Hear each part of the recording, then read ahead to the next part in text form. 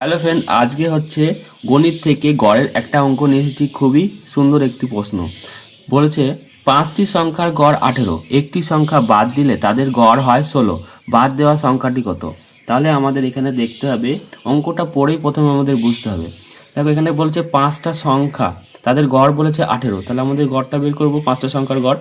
5টা সংখ্যার গড় যদি আমি 5কে 18 দিয়ে গুণ করি তাহলে হবে আমার 90। 5 18 90।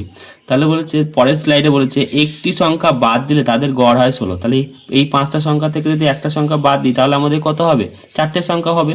তাহলে 4 16 আমাদের কত? 64। যেহেতু এদের দুজনের তুলনা করেছে তাই পার্থক্য করেছে তাই বিয়োগ। তাহলে 4 16 64।